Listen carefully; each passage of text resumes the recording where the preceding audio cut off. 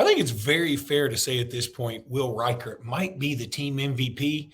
But today we're going to give some props to guys like Jihad Campbell and Jase McClellan. You are Locked On Bama, your daily podcast on the Alabama Crimson Tide. Part of the Locked On Podcast Network, your team every day.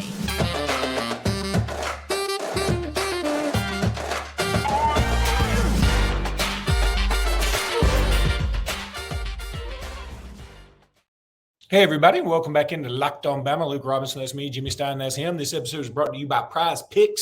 Thank you for making us your first listen every single day. Jimmy, did you like what I threw in there right at the beginning? There are probably some eyebrows that raise. That's called a super cold open. If Zach Blackerby's listening to this, that's what you've been asking me to do, Zach. I just laid it out there, bro. When you say that your kicker is the most valuable player, it feels like that's what you should talk about. But we're not. Hot take.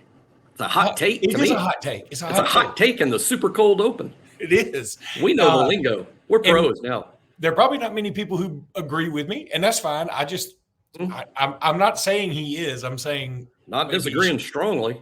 Yeah. So, but I think we need to spend. We talked about yesterday. Today, we need to spend a segment on Jihad Campbell and probably a segment on Jase McClellan. And when it comes to Jihad Campbell, if you go back and because we don't have authority to show videos from the game anymore because you need all these various licensings and permissions, and I can't rip the tag off the mattress and whatever. I can't post that video. But if you'll go back and watch Jihad Campbell's scoop and score from the Tennessee game this past weekend, I can't remember the Tennessee player. I think it was number 6. He clearly was faster than Campbell. He also clearly wanted no part of Campbell from the front or the back or the side. So what he did was made some cursory, just barely going to touch him. A gnat flew in my face, sorry. Barely going to touch him shot at his legs. And it was like, I need to do just enough so that when we watch film on this Monday, that coaches don't make fun of me.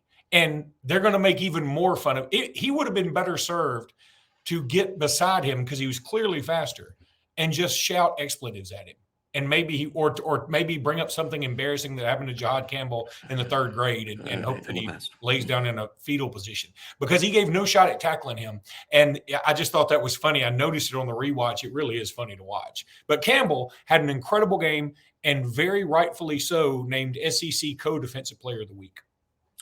First of all, when you swatted that gnat away, it was a lot like the KJ Jefferson shaking off Terrion Arnold play 2 weeks ago, as Nick Saban described a gnat being knocked off a cow's butt and not Luke's face. But apart from that, Jihad, man, what a player.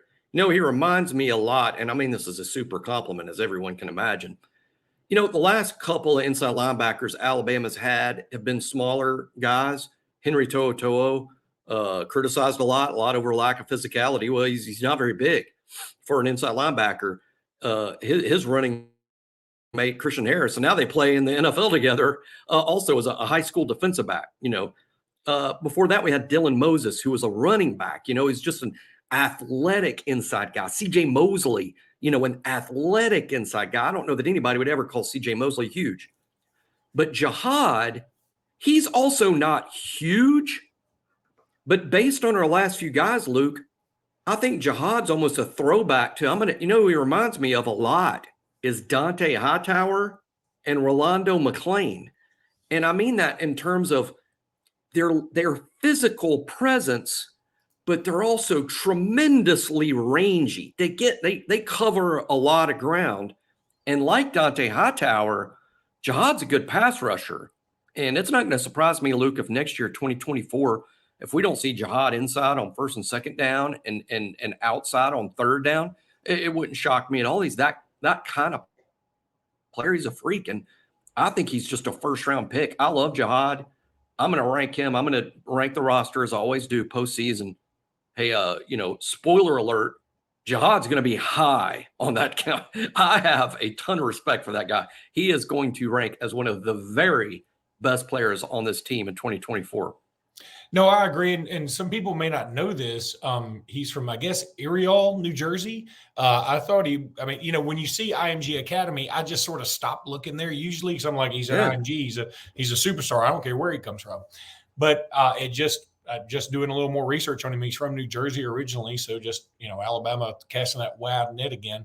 But boy, we've had a lot of luck with IMG guys and had a lot of success in recruiting IMG. He really did just have a magnificent game. I didn't know it at first until the rewatch because I was actually at the game. He's the one in the second half that got that big stop on the 4th and short from the running back. He's the first one to meet him. Now, he didn't knock him backwards, but he held him up and then pushed him backwards until some help arrived. And he's just getting it, man. He's starting to get it, Jimmy. I'll tell you a little factoid just while nobody's listening. It's not this is against the rules or anything, of course, but I'm not saying this is the reason we have all the luck at IMG, and I don't think he's still there, but a former player of ours was actually the headmaster at IMG, and a lot of people don't know that the headmaster, not like the coach, not the football, but like the headmaster, which I guess is like the principal. Remember our long snapper Thomas Fletcher actually played in the NFL? Yeah, his dad. His dad was the headmaster at IMG. I'm not saying that's why Alabama's recruited so well. I'm sure it didn't help. I'm sure it didn't hurt. Yeah. But yeah, we do have some IMG connections. And boy, we need it again because I'm not sure we're recruiting someone in the 24 class we need any more than we need Jordan Seaton, the tackle from IMG, who, by the way, just went to Oregon this weekend. And as with most college kids at Oregon, he had a big time. So he's not going to be easy to land, but man, he's a huge priority for us. Well, I would just show him a map. Oregon's a long way away, bro. It's hard to get to Oregon. It ain't easy. They've always got cute cheerleaders, but do you think it's the color of they have those flashy unis, the green and yellow? It just seems to work. It just seems to work. By any other name would look just as good in that uniform. They whatever the old saying is, because those Oregon green and yellow, I guess. Yeah, green and yellow. Less green and yellow, green and yellow. You know what? A couple of people in the last comments made fun of us because they're like, "Oh, two 50-year-old guys trying to tell Jermaine Burton how to act." And hey, I know some songs that kids know, even though Black and Yellow is probably like 30 years old now. I know some songs y'all know. I know some things y'all know. And by the way, we're not going to get. I'm fine with the way Burton acts. We're not getting on the Jermaine Burton rant. We're not. We're just saying that it's okay if you. I know he's got that dog, and we've been begging for somebody to have that dog in him. So I guess we don't need to look I came up with a line. They're discussing over at On3, creating one of our cool graphics. So we create cool graphics because it was my line on a BOL show. I said, "How dare we enjoy the production Jermaine Burton provides us and question the manner in which he provides it." That is Few Good Men, isn't it? Yeah, I stole it from Few Good Men. Just off the top of my head. How dare we sleep under the blanket of production Jermaine Burton provides and then question the manner in which he provides it. That is so true. And you know what? I'm going to side with the guy who said he's 26 and he's mad at us about that. You're right. He's never seen A Few Good Men. He's too young. That is so true. But you're so right. Like, we don't need to question Jermaine Burton anymore. I'm trying to save Jermaine Burton. If he catches a ball like that in the NFL, some veteran NFL defensive back is going to put him in timeout. Yeah, they are. Well, Jimmy, what we're going to do when we come back is talk about Jase McClellan, and we're going to come back right after this. And we're back. So Jase McClellan, this is another guy that has really stepped up his game, Jimmy. All of a sudden, don't look now. Alabama's got a shot at a 1,000-yard rusher. I didn't think it was going to happen. I really didn't. 3 or 4 games into this season, we're like, we're not going to have one. He's got a shot. He's got a good shot at it, actually. I mean, he's pushing 600 yards, and we've got 4 regular season games. If you assume we make the title game, and then assume at least a bowl game, yeah, he should get there. That's pretty nice. It is, and what a good player. And I remember a good buddy of mine who really knows football. He really knows football well. And he told me back in 2021, the summer before 2021, he said, and I'm only saying this because I don't think he listens to the show. He told me that he's like, you know what? B-Rob is not as good as the other Saban backs. He's probably the worst one. And I'm like, that can't be true. B-Rob's fairly good. I'm not too worried about B-Rob. He's like, yeah, but he's not as good as the other Saban backs. And then I started thinking through my head, and I'm like, well, he's not Ingram. He's probably not even Coffee, although that's claiming he's kind of Gilling. And then I thought, well, he's not Trent. He's not Eddie. He's not TJ. He's not Derek. He's probably not Kenyon. He's certainly not Josh. Is he Damian? No, Damian's better. So I'm going through I'm like, he might be right. B-Rob might be the worst of all the Saban backs. And then what did B-Rob do? He's a starting running back in the NFL. He's starting in the NFL. So I told that story to tell this one. I'll be honest, before the season started, I always described Jase as a veteran, that he's good. I've downplayed how awesome he is. But in my head, I'm like, you know what? He's not as good as those other Saban backs. And I'm right. He's not. He's not Josh Jacobs. He's not that. But you know what? You can't rush for 1,000 yards in this league and not be a good player. Jase is a good player. I think everybody wants to see Justice and Jam. I get it. I would like to see them too. Don't diss on Jase, man. Jase is a good SEC running back. And if you rush for 1,000 yards in this league, you're a dude. I mean, you're just a dude. Let's be fair. While we're giving effusive praise to Jase McClellan right now, and I think one of the things that's really showing off is his pass blocking skills. I mean, he's the best at picking up the blitz of the running backs. I don't think there's any question. He's improving better as the year goes on. And it's fair to say he has room to improve, and he's the best of the running backs at doing it. Right? Correct. Okay. Also fair. This running back room has not been what we thought it would be. Correct. That's fair. Correct. I think it's also fair to say, let's reserve our final judgment until these final few games are done, because for the first time against Tennessee, we're seeing some called runs for Jalen Milroe. And if we're seeing called runs for Jalen Milroe, that's going to open up some of those handoffs right up the middle. So far, nobody has thought Jalen Milroe is going to run it. It just had, I mean, you can tell people just aren't worried about it. That's why it works so well against Tennessee. He's not spied all the time. No, he's not. I've watched the tape. Not all the time. Some. I would go with some of the time, definitely. Most of the time, maybe, but not all of the time. And that's because he doesn't run. For instance, when we play LSU, the very first time we line up without someone spying Jaden Daniels, I'm going to freak out. I'm going to be in the stands, and I'm going to announce to the people around me, this is me freaking out because we didn't have a spy on Jaden Daniels. Because, the first time we don't do it, he's just going to run for 30 yards. Yeah, and boy, we could spend every podcast from now until next Saturday on the LSU game, and we might do it after today. But, I want to talk about Jase McClellan a little more. I didn't know this. How about some trivia? In 2020. The answer is Jase McClellan. Correct.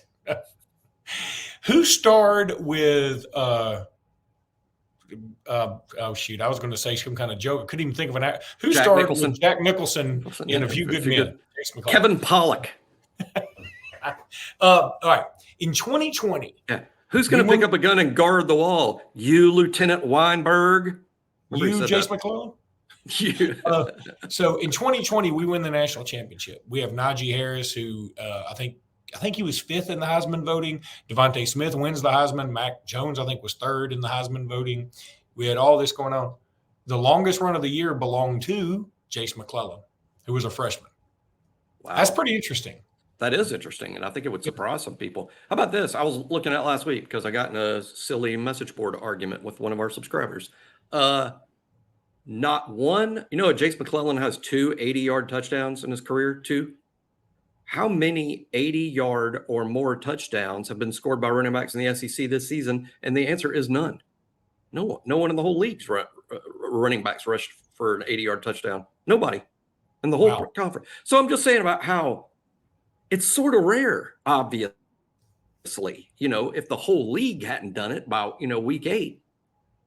That is wild. Now, he was hurt a little bit in 21.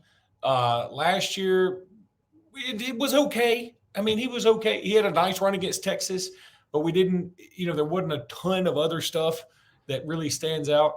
And this year, he starts out a little slow, I'd say, but man, he's really coming on. He's had a couple of 100-yard games recently.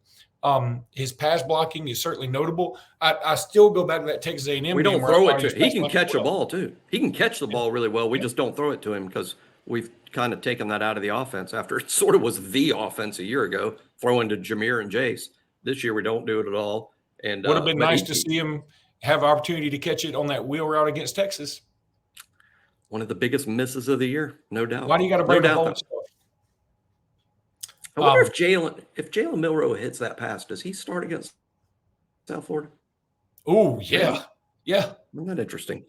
I mean, maybe he's never benched if he makes that throw. On the other hand, I would argue benching him, it's a little bit like Coker not getting that start against Ole Miss in 2015, right? I mean, maybe Jalen Milroe not playing at South Florida, that might have sparked the week-to-week improvement we've seen starting in week 4. You know, Marvel Comics has that What If series that Disney Plus is doing a series on a couple of times now. And that's, you can do what ifs a million times. It's so much fun. That what if Mike Shula had beaten Arkansas in 06 or beaten Tennessee in 06 when he had a good shot. We don't get Nick Saban. I think Nick Saban would have gone somewhere and he wouldn't have been Alabama. What if Tim Tebow comes to Alabama? You just go down the list. I saw something the other day that was kind of interesting. Emmitt Smith was talking to Peter Burns.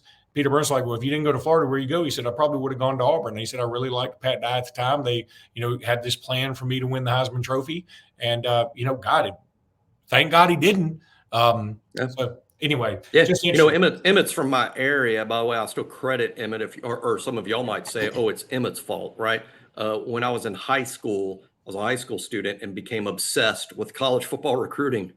It was in part or largely due to Emmitt Smith, who was, who was 35 miles from my house. Emmitt was from Pensacola. I was in Baldwin County, Alabama. I followed Emmitt's career, and I knew, or he had eliminated Alabama, and I knew it might be Auburn. But Emmitt was one of the first recruitments that I constantly followed. Well, like I would seek out information. What's Emmitt going to do? What's Emmitt going to do? Because at the time, I thought in high school, I'm like, he's going to be the greatest running backs ever played.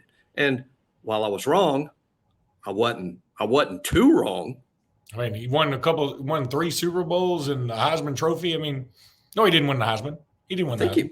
I think he was the all-time leading rusher. He is the all-time leading rusher in NFL history. Yeah. All right, then I claim I'm right. I was right the whole time. So, Jimmy, when we come back, we're going to talk about a little bit what we need to do during this off week, and then maybe some other news about basketball scrimmage, some LSU game time info.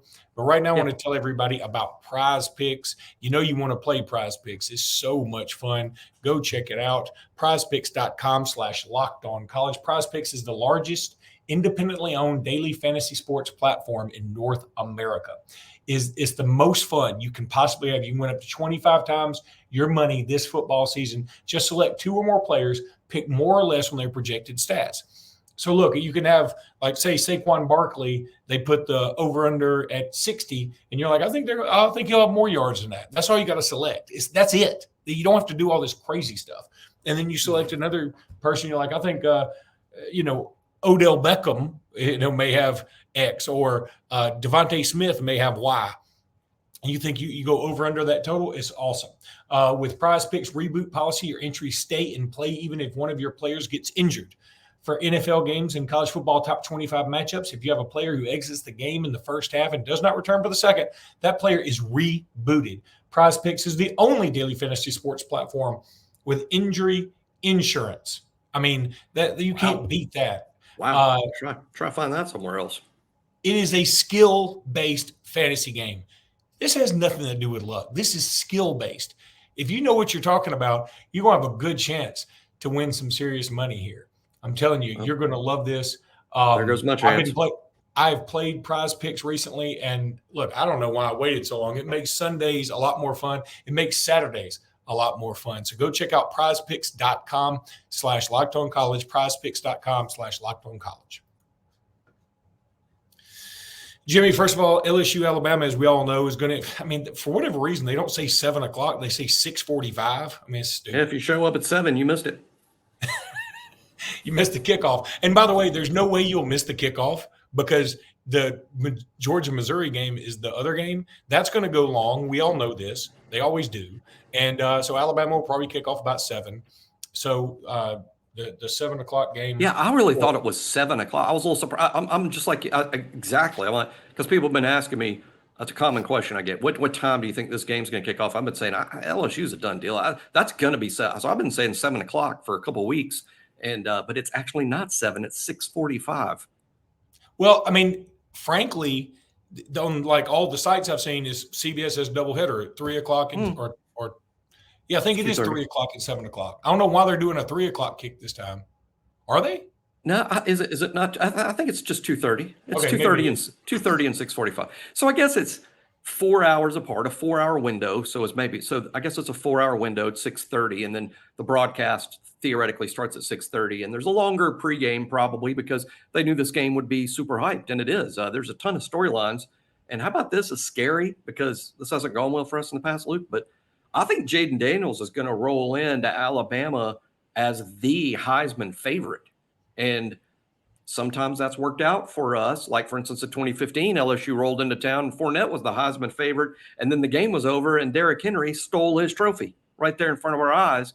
But, Manziel rolled up here and he won it. And Cam Newton rolled in here and he won it. So there's Joe Burrow rolled in here and won it. Joe Burrow.